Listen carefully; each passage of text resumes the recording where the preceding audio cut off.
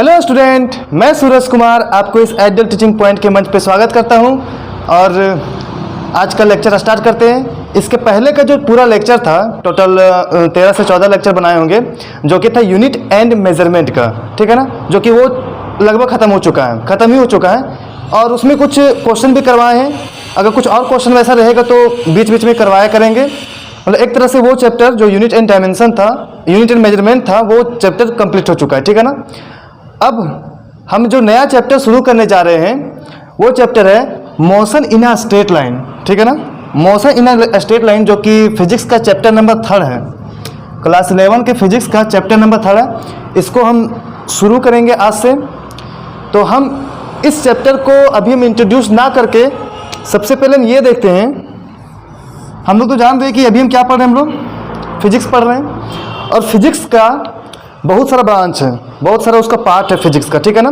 बहुत सारा पार्ट है जिसमें से कि एक होता है मैकेनिक्स, फिजिक्स का ही बहुत सारा अंग होता है, ठीक है ना।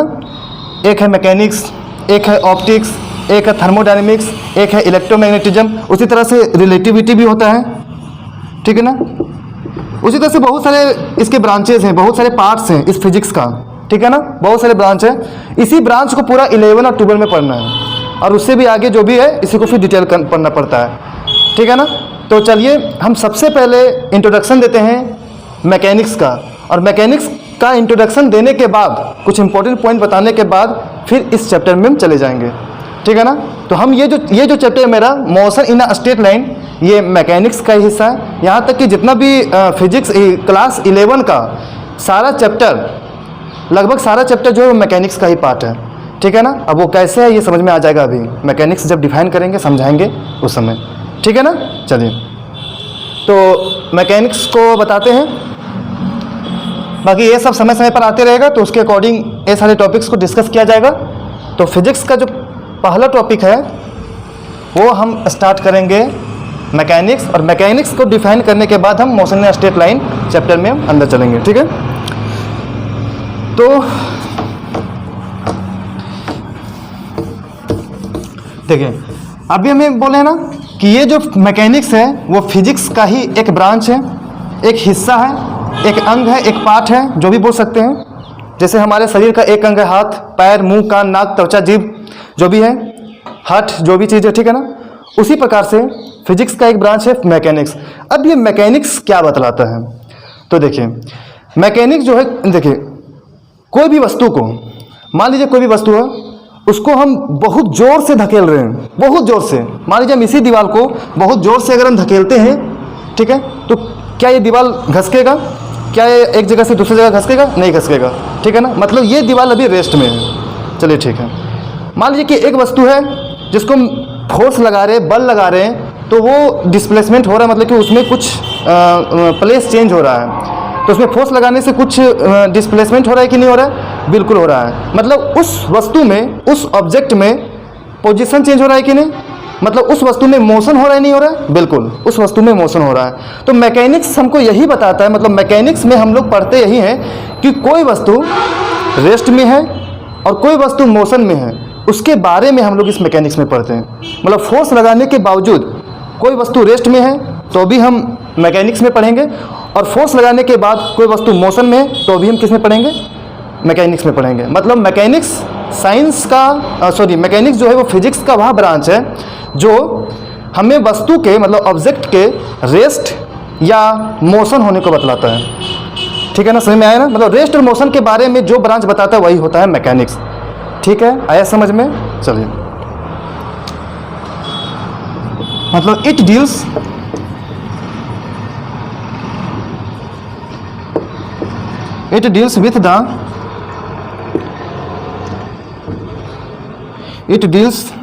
with the condition of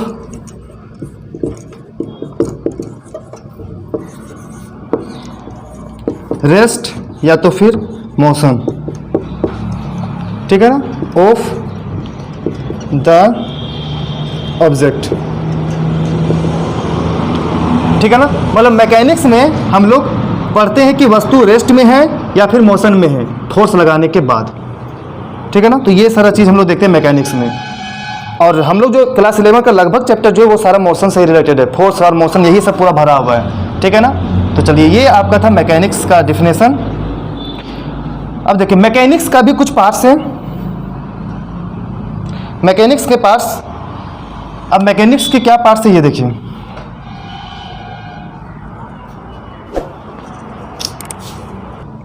mechanics का भी एक अलग ब्रांच है। फिजिक्स की ब्रांच देखे थे अभी, मैकेनिक्स, थर्मोडायनामिक्स, ये सब। अब मैकेनिक्स के भी ब्रांच हैं, कौन कौन है तो देखिए, एक होता है स्टैटिक्स, एक होता है काइनेमैटिक्स, और एक होता है आपका डायनेमिक्स, ठीक है ना। मैकेनिक्स के भी पार्ट्स हैं, स्टैटिक्स, काइनेमैटिक्स और डायनेमिक्स। अब देखिए, अब बताते हैं कि स्टैटिक्स में हम लोग क्या पढ़ते हैं। फिजिक्स का जो मैकेनिक्स का ये जो ब्रांच है स्टैटिक्स, ये स्टैटिक्स में क्या पढ़ते हैं हम लोग ये देखते हैं, ठीक है ना। देखिए तो स्टैटिक्स मतलब ये तो लग रहा है ना कुछ रुका हुआ टाइप से, रेस्ट टाइप से। इसका मतलब क्या होता है स्टैटिक्स का मतलब? स्टैटिक्स वर्ड हम कब यूज करते हैं? जब कुछ रुका हुआ हो, रेस्ट के कंडीशन हो, तभी हम लोग स्टैटिक्स का यूज करते हैं ना। तो इसका मतलब ही होता है, बोल सकते हैं स्टैटिक्स का मतलब क्या होता है? रेस्ट। तो स्टैटिक्स हम कब पढ़ेंगे? देखिए मान लीजिए कोई वस्तु जहाँ है अभी भी वहीं पे है, टाइम चेंज हो रहा है, 1 घंटा बीता, 2 घंटा बीता, 3 घंटा बीता, मतलब समय बहुत सारा बीतते जा रहा है, फिर भी वो वस्तु जहाँ पे था पहले वही जगह पे है। मतलब वो वस्तु रेस्ट अवस्था में है कि नहीं है, मतलब रेस्ट के कंडीशन में है ना। रेस्ट कब बोलेंगे हम? रेस्ट हम तब बोलेंगे जब ऑब्जेक्ट समय बीतने के साथ अपना प्लेस को चेंज ना कर पा रहा हूँ।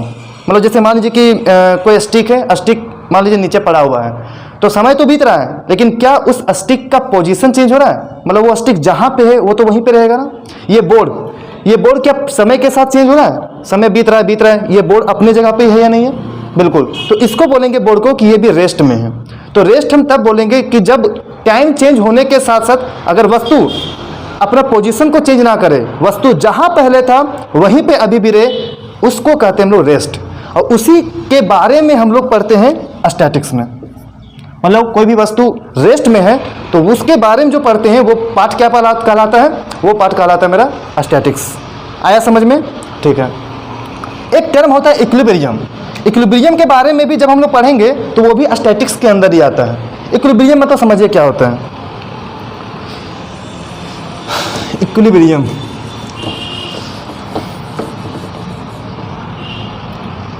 मतलब स्टैटिक्स जो है ये इट डील्स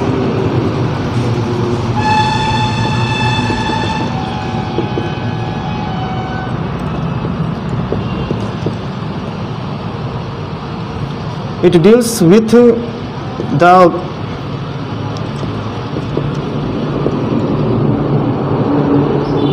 इसको नहीं लिखेंगे, it deals when the object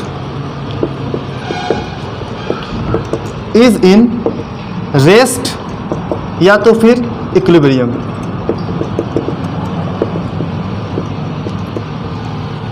या तो रेस्ट में हो वस्तु या तो फिर इक्विलिब्रियम में हो। दोनों के केस में हम लोग स्टैटिक्स में ही हम लोग उस तरह की चीज़ों को पढ़ते हैं। मतलब वो पार्ट जो कहलाता है वो स्टैटिक्स कहलाता है। तो रेस्ट तो समझ में आ गया कि टाइम चेंज होने के बावजूद भी उस वस्तु का पोजीशन चेंज नहीं हो रहा है, तो वो रेस्ट कहलाया। इक्विलिब्रियम क्या होता है? एक सिंपल सा भाषा में ऐसा समझ लेते हैं। मान लीजिए जो आप लोग को समझ में आएगा, मान लीजिए ये आपका डब्बा है और इसमें दोनों पार्ट से दीवार लगा हुआ है बीच में, ठीक है ना। बीच में बाउंड्री लगा हुआ है और ये डब्बा है, बीच में कुछ लगा दिए, बाउंड्री टाइप से लगा दिए बीच में। इधर भी पानी भरा हुआ है और इधर थोड़ा सा कम पानी भरा हुआ है, ठीक है ना। ठीक है, इधर कम पानी भरा हुआ है। अब मान लीजिए कि यहाँ पे थोड़ा सा हम छेद कर देते हैं। तो बताइए ये वाला पानी इस पोजीशन में आएगा या नहीं आएगा? ये जितना भी ऊंचा पानी था, ये पानी इसमें आएगा या नहीं आएगा? बिल्कुल आएगा। और ये पानी कब तक आएगा? ये पानी तब तक आएगा जब तक कि इसका लेयर इधर का लेयर और उधर का लेयर बराबर ना हो जाए। मतलब ये पानी तब तक आते रहेगा जब तक, मान लीजिए कि ये इधर का लेयर और इधर का लेयर बराबर ना हो जाए, मतलब पानी दोनों साइड में बराबर भर जाना चाहिए। तो यही यहाँ पे देख रहे हैं ना, दोनों साइड का लेयर जो है, पानी का जो लेयर है वो इक्वल हो गया ना। तो इसी कंडीशन को हम लोग सिंपल में बोल सकते हैं कि इक्विलिब्रियम कंडीशन में आ चुके हैं।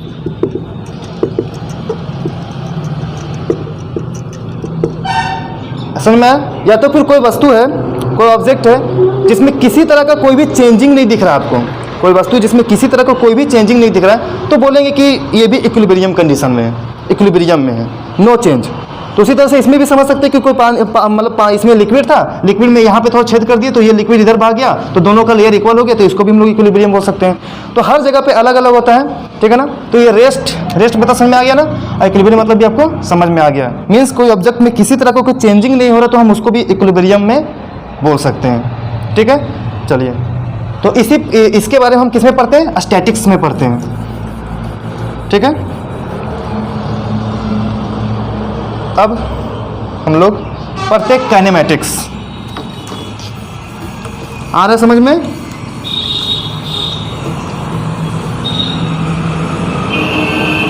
अच्छा, एक चीज और, स्टैटिक्स में जो है वो टाइम का मेजरमेंट आवश्यक नहीं है। क्यों? मेजरमेंट ऑफ टाइम, मेजरमेंट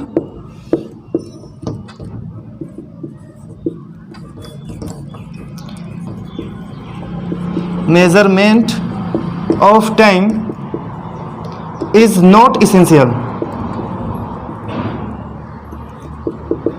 जरूरी नहीं है, मतलब स्टैटिक्स के केस में टाइम का मेजरमेंट के कोई आवश्यकता नहीं है, नहीं भी मेजर करेंगे तो भी चलेगा, कोई टाइम का जरूरत ही नहीं। क्यों? क्योंकि यहाँ पे टाइम कितनों ही बीत रहा है, लेकिन फिर भी ऑब्जेक्ट जैसा वैसा ही है ना, जैसा पहले था वैसा ही है, जिस जगह पे था उसी जगह पे है, जैसा उसका शेप और साइज था वैसा ही, सब कुछ वैसा ही है। मतलब हमको उसमें कोई टाइम का फर्क पड़ रहा है? टाइम कितनों बीत रहा है, कोई फर्क पड़ रहा है? नहीं पड़ रहा है। मतलब रेस्ट के केस में टाइम का कोई मतलब कि जरूरत नहीं है कि टाइम को मेजर करें हम, ठीक है। वही लिखा हुआ स्टैटिक्स के केस में measurement of time is not essential, आवश्यक नहीं है, ठीक है। अब देखिए, अब आते हैं काइनेमैटिक्स।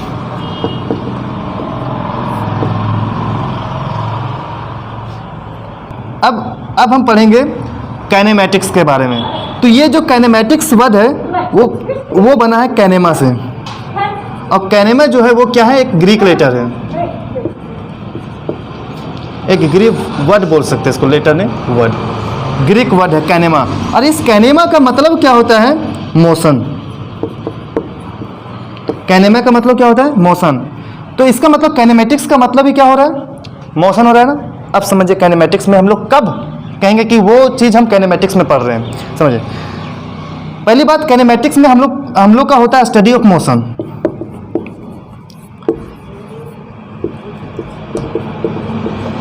मोशन के बारे में जब हम स्टडी कर रहे हैं, मोशन के बारे में जब आप पढ़ रहे हैं, मोशन से रिलेटेड चीज़ों को जब आप पढ़ रहे हैं, तो बोलेंगे कि वो काइनेमैटिक्स है। लेकिन ध्यान रखिएगा, वो उस केस में जिसमें उस मोशन के बारे में पढ़े, उस केस में हमको ये जरूरत नहीं है कि वो मोशन हो क्यों रहा है। मतलब क्या कि आखिर कोई मोशन क्यों होता है? फोर्स की वजह से। जब हम कोई भी चीज़ को धकेलते तभी ना उसमें मोशन होता है, बिना फोर्स की वजह से तो नहीं होगा मोशन।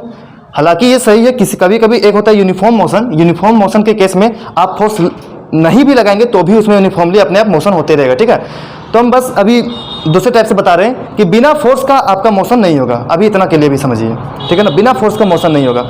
तो हम उस मोशन में, जब हम मोशन के बारे में पढ़ेंगे, तो उस समय हम ये नहीं जानने का प्रयास करेंगे कि मोशन हो क्यों रहा है, मतलब किस वजह से मोशन हो रहा है, उसके बारे में नहीं पढ़ेंगे। बस काइनेमैटिक्स में हम लोग केवल मोशन के स्टडी, मतलब कि मोशन के बारे में पढ़ेंगे, लेकिन मोशन हो किस वजह से रहा है, किस कारण से वो मोशन हो रहा है, इसके बारे में हम इसमें नहीं पढ़ेंगे। ये वजह नहीं पता चलेगा इसमें, ठीक है ना। तो वही होगा, मतलब कि study of motion without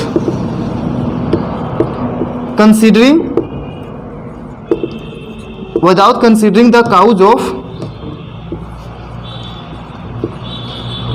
motion, मतलब वो मोशन हो क्यों रहा है, किस वजह से, मतलब किस वजह से वो मोशन हुआ, इसके बारे में नहीं पढ़ेंगे, बस केवल मोशन के बारे में पढ़ेंगे। जैसे कि अगर हम बात करें डिस्टेंस, अगर हम बोलते हैं, अगर हम जैसे बोलते हैं एग्जांपल में डिस्टेंस, तो क्या डिस्टेंस में जब हम कुछ भी इसका लिखते हैं फॉर्मूला या जो भी, तो क्या इसमें कोई फोर्स का कुछ जिक्र होता है, कोई ज़रूरत होता है कि फोर्स होगा, ऐसा कुछ भी नहीं ना। अगर हम बोलते हैं मान लीजिए वेलोसिटी, तो वेलोसिटी होता है, तो वेलोसिटी बराबर क्या होता है, डिस्प्लेसमेंट बाई टाइम होता है ना। क्या इसमें कोई जरूरत है कि फोर्स कितना लगा, कब लगा, क्यों लगा, वो कुछ इस तरह का फोर्स रिलेटेड कुछ जानने की इसमें जरूरत है, नहीं है। तो मतलब ये जो डिस्प्लेसमेंट, वेलोसिटी, एक्सेलरेशन, ठीक है ना, डिस्टेंस, ये सारा काइनेमेटिक्स के अंदर आएगा, ठीक है ना। मतलब इस समय हमको फोर्स क्यों लग रहा है, कितना लग रहा है, ये सब जरूरत है नहीं है। इसमें क्या जरूरत है ये बताते हैं। इसमें जरूरत है टाइम, इसमें टाइम जरूरत है, टाइम इज इसेंशियल, क्योंकि बिना टाइम का फिर ये नहीं होगा। समझ में आ रहा है ना, टाइम की इसमें आवश्यकता होगा, क्योंकि कितना देर में वो कितना दूरी चल सका, तभी ना उसको बोलेंगे ना कि डिस्टेंस हो रहा है, डिस्प्लेसमेंट हो रहा है, वेलोसिटी हो रहा है, एक्सेलरेशन हो रहा है। तो जिस केस में वह ब्रांच, मैकेनिक्स का वह ब्रांच जिसमें हम लोग मोशन के बारे में तो पढ़ेंगे, लेकिन वो मोशन किस वजह से हो रहा है उसके बारे में हम नहीं पढ़ेंगे, केवल समझेंगे कि मोशन कैसे हो रहा है, मोशन से किस तरह का मोशन हो रहा है, बस ये पढ़ते हैं। तो वो ब्रांच कहलाता है मेरा काइनेमेटिक्स। उम्मीद है कि ये काइनेमेटिक्स का मतलब समझ में आ गया होगा। Study of motion without considering the cause of motion, मतलब मोशन किस वजह से हो रहा है इसको हमको मतलब नहीं रखना है, मतलब हमको फोर्स का मतलब इसमें नहीं रखना है, ठीक है। अब पढ़ते हैं इसके बाद डायनेमिक्स। आ रहा है समझ में, उम्मीद है समझ में आ रहा होगा।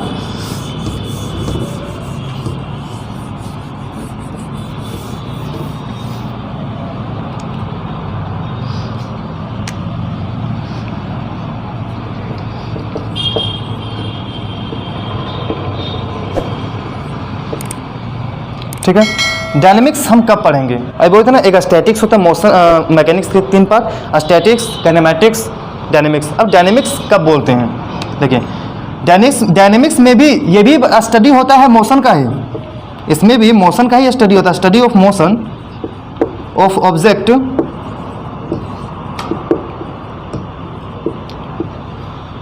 Study of motion of object taking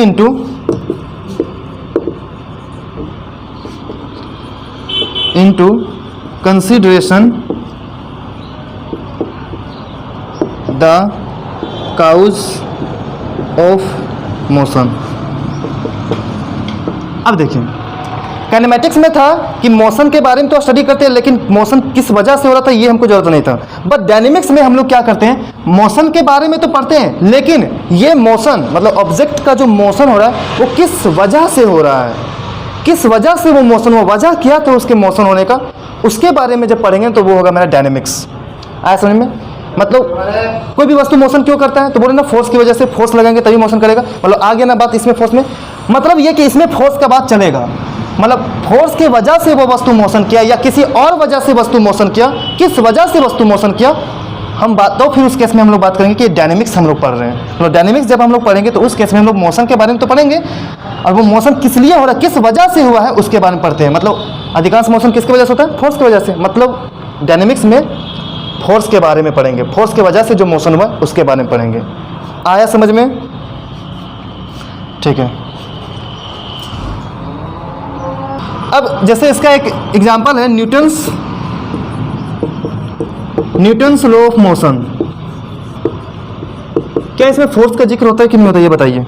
Newton's के आखिर इसको हम बताएंगे कि न्यूटन्स लॉ ऑफ मोशन क्या होता है, बस ऐसे ही बता दे रहे हैं कि न्यूटन्स लॉ ऑफ मोशन में फोर्स का जिक्र होता है।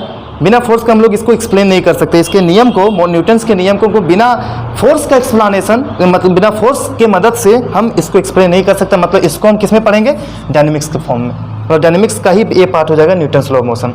ऐसे में डिस्टेंस, डिस्प्लेसमेंट, ये सारा किस में आ जाएगा, काइनेमेटिक्स में आ जाएगा। अब यही होता है काइनेमेटिक्स, डायनेमिक्स, स्टैटिक्स, ठीक है। कोई दिक्कत समझ में आ गया होगा, चलिए। तो अब हम फिर से एक दूसरा टॉपिक को बताते हैं, कुछ की पॉइंट से वो सारा चीज़ जानना आपको ज़रूरी है, ठीक है। यही था मैकेनिक्स के 3 पार्ट। अब हम जो बताएंगे अभी कुछ पॉइंट ऐसे ही बता रहे हैं क्योंकि ये सब ज़रूरी है। रेस्ट एंड मोशन, कोई भी वस्तु को रेस्ट में या किसी भी वस्तु को मोशन में हम कब कहेंगे, कब कहेंगे कि वो वस्तु रेस्ट में है और वो वस्तु मोशन में है। तो अभी भी हम रेस्ट के बारे में बता चुके हैं ना कि नो डिस्प्लेसमेंट मतलब no change in position, no change in position of object, object की पोजीशन में चेंज नहीं होगा, मतलब वो वस्तु जहां है वहीं रहेगा। विथ पासेस ऑफ टाइम, मतलब टाइम को पास, मतलब टाइम बीत रहा है, टाइम बीत रहा है, टाइम बीत रहा है, लेकिन वो वस्तु जहां है वहीं है, वो वस्तु जहां है वहीं है। तो उस केस को हम क्या बोलेंगे कि वस्तु रेस्ट में है। आया समझ में? समझ आया कि नहीं है? ठीक है। मोशन में कब कहेंगे कि change in position,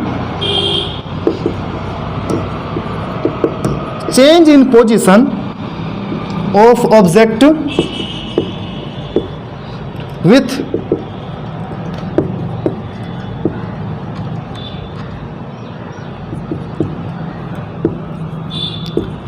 with passes of time,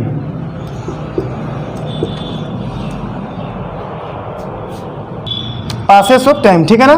तो मोशन हम कब कहेंगे कि जब वस्तु मतलब टाइम के चेंज होने से, मतलब टाइम चेंज हो रहा है और उस वस्तु के पोजीशन में भी चेंज हो रहा है, मतलब वो वस्तु अभी यहाँ पे था, कुछ देर के बाद कुछ दूरी पर चला गया, मतलब टाइम के बीतने के साथ साथ उस वस्तु का पोजीशन भी चेंज हो रहा है कि नहीं हो रहा है, मतलब अभी जहाँ पे था वहाँ से दूसरे जगह पे चला गया कि नहीं चला गया।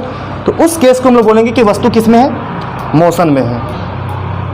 रेस्ट का हिंदी होता है विराम अवस्था, विराम, और मोशन का हिंदी होता है गति या फिर गति अवस्था। आया समझ में?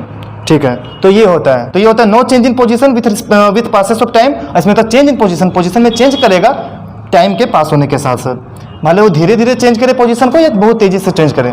जैसे कोई आदमी दौड़ रहा है तो इसका मतलब क्या है, वो वस्तु, वो आदमी मोशन में है, और कोई पेन कहीं पे भी रखा हुआ है तो वो क्या हो जाएगा, पेन रेस्ट में हो जाएगा। आया समझ में?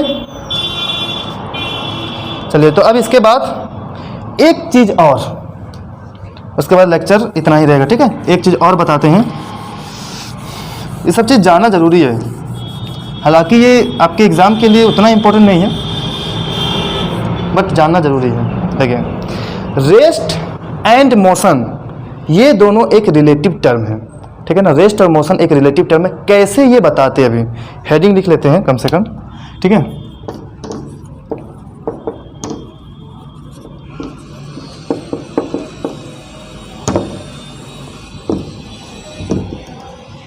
मान लीजिए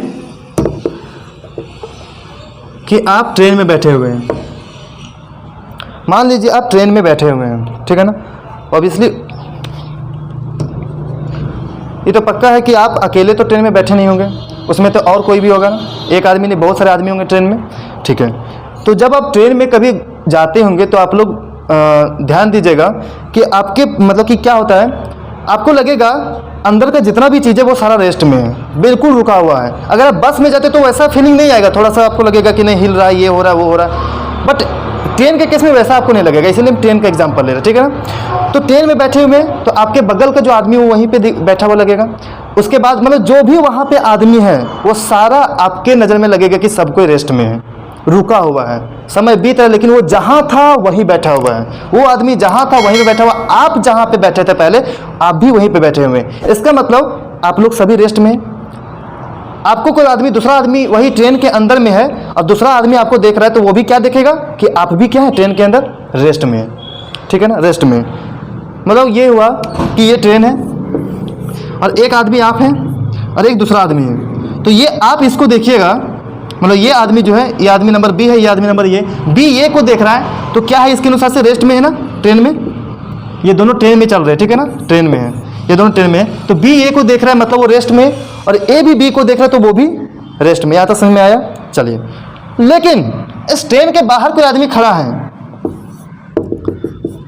इस ट्रेन के चित्रकला पे मेरा मत आइएगा, ठीक है ना, समझाने का वैसे ही प्रयास करें। इस ट्रेन के बाहर में कोई आदमी खड़ा है, ये ट्रेन अपना जा रहा है, ठीक है ना, गति में है, रुका हुआ नहीं है, ट्रेन गति कर रही है, मोशन में ट्रेन। तो ये आदमी जो बाहर में, ट्रेन के बाहर में जो आदमी खड़ा है, उसके अनुसार से आप गति कर रहे हैं, कर रही कि नहीं कर रही, सोच के बताइए। जब इसके अनुसार से ये ट्रेन गति कर रहा है, इसके अनुसार से ये ट्रेन आगे बढ़ रहा है, इसका मतलब ये हुआ कि इसके अनुसार ये ट्रेन आगे बढ़ रहा है। इसका मतलब क्या हुआ कि इसके अनुसार अंदर का जो आदमी बैठा हुआ है वो सारा भी गति कर रहा है। मतलब अंदर में जो भी आदमी बैठा है वो सारा गति कर रहा है कि नहीं कर रहा, मतलब सभी के सभी मोशन में है या नहीं है ना। तो इसका मतलब ये हुआ कि इसके अनुसार ये दोनों आदमी मोशन में हुआ ना, ये बताइए समझ में आ रहा है कि ना। मतलब इसके अनुसार हो गया रेस्ट में, समझिएगा ध्यान से, और इसके अनुसार ये दोनों आदमी क्या हो गए, मोशन में। क्यों हुआ, समझ में आया, समझ में आ रहा है ना।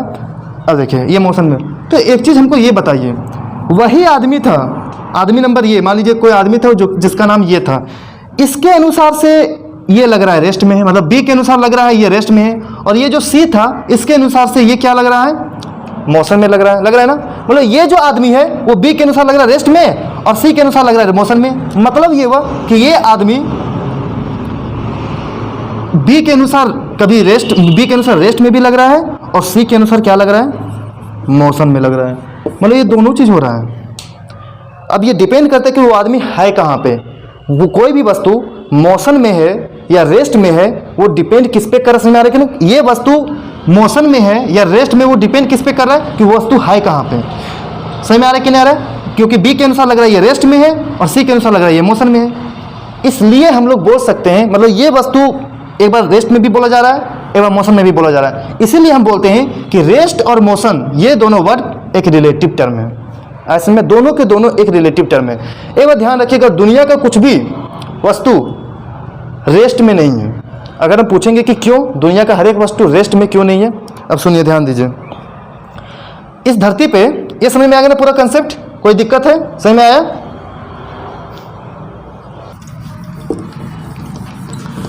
एक दूसरा एग्जांपल मान लेते हैं। आप सभी, हम लोग तो सब धरती पे रहते हैं ना, पृथ्वी माता, ठीक है ना, ठीक है। तो पृथ्वी पे रहते हैं, तो हम लोग जो घर को देखते हैं वो घर जहाँ है वहीं पे रहता है। कोई भी गाड़ी है मान लीजिए स्थिर है, रुका हुआ है, तो वो जहाँ है वहीं है। कोई भी चीज़ हम देख पा रहे हैं वो सारा का सारा रुका हुआ लगता है कि नहीं लगता है, ठीक है। घर हो गया या फिर ट्रेन के पटरी हो गया या फिर कुछ भी हो गया, वो सारा के सारा क्या है, रेस्ट में है ना, रेस्ट में ही रुका हुआ रहता है। भले हम लोग चल रहे हैं, लेकिन मान लीजिए हम लोग भी बैठे हुए हैं, तो रेस्ट में ही हुए कि नहीं हुए, बिल्कुल हुए। लेकिन ये मेरा था धरती, तो धरती पे मान लीजिए कोई घर है, घर का हम बात कर रहे हैं, वो सारा क्या है, रेस्ट में है ना।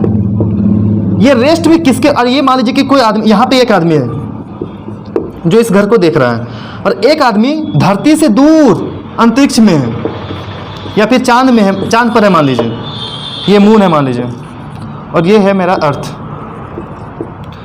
इसके अनुसार से ये जब आदमी इस घर को देख रहा है तो लग रहा है रेस्ट में। ये घर है, ये सारा घर जितना भी पृथ्वी पर घर है वो सारा का सारा रेस्ट में लग रहा है। लेकिन ये जब आदमी इस घर को देख रहा है, यहाँ पे जो भी चीज को देख रहा है वो सारा मोशन में दिखेगा कि नहीं दिखेगा, क्यों, क्योंकि अर्थ खुद मोशन करता है। अर्थ मोशन करता है कि नहीं करता, बिल्कुल। सन के चारों ओर घूमता है कि नहीं घूमती है, अर्थ जो है वो सन के चारों घूमती है ना, मतलब अर्थ मोशन कर रही है ना। तो इसका मतलब ये हुआ कि ये जो आदमी, इसके अनुसार से ये अर्थ मोशन कर रही है, मतलब यहाँ पे इस पृथ्वी पे जितना भी चीज है वो सारा का सारा मोशन कर रहा है कि नहीं कर रहा है, बिल्कुल। तो इस आदमी के अनुसार, ये इस आदमी के अनुसार ये ऑब्जेक्ट, मतलब धरती पे जितना भी चीज है वो क्या है, मोशन में है। अब समझ में आया कि वही वस्तु एक आदमी के रिस्पेक्ट में लग रहा था रेस्ट में, ये घर, मतलब जितना भी घर था इस आदमी के रिस्पेक्ट में लग रहा था कि ये रेस्ट में है, लेकिन इस आदमी के रिस्पेक्ट में लग रहा था कि ये सब मोशन में है। मतलब वही वस्तु रेस्ट में भी लग रहा है, वही वस्तु मोशन में भी लग रहा है। तो इसलिए हम लोग बोल सकते हैं कि रेस्ट एंड मोशन एक रिलेटिव टर्म है। अब देखिए, दुनिया का हर एक वस्तु घूम रहा है, हर एक वस्तु मोशन कर रहा है, मतलब हर एक वस्तु यहाँ से वहाँ ट्रैवल कर रहा है, चाहे वो उल्का पिंड है, चाहे तो वो कोई भी प्लानिट है। इनफैक्ट कि यहाँ तक कि सन भी ट्रैवल करता है, ठीक है ना, सन भी गति कर रहा है। आकाशगंगा है, ठीक है ना, वो भी क्या, गैलेक्सी जिसको बोलते हैं इंग्लिश में, वो सारे भी ट्रैवल कर रहे हैं, मतलब सब कोई ट्रैवल कर रहे हैं। इसका मतलब ये हुआ कि दुनिया का हर एक चीज मोशन में है, रेस्ट में नहीं बोलेंगे, सब कुछ मोशन में है, ठीक है ना। रेस्ट में कंप्लीटली, कोई भी दुनिया का कोई भी वस्तु कंप्लीटली रेस्ट में कभी नहीं बोलेंगे। अगर आपको दिख रहा है तो वो आपके अनुसार दिख रहा है, दूसरे ग्रह पे या दूसरे जगह पे कोई आदमी रहेगा तो उसके अनुसार से क्या दिखेगा, मोशन में दिखेगा। आया समझ में, कोई दिक्कत है? तो इस तरह से हम बोल सकते हैं कि rest and motion relative term. तो आज हम इतना ही तक बताएंगे। उम्मीद है कि आज हम जितना भी चीज़ बताए हैं, जो टर्म बताए हैं वो सारा समझ में आ गया होगा। ठीक है ना? तो चलिए ठीक है, धन्यवाद।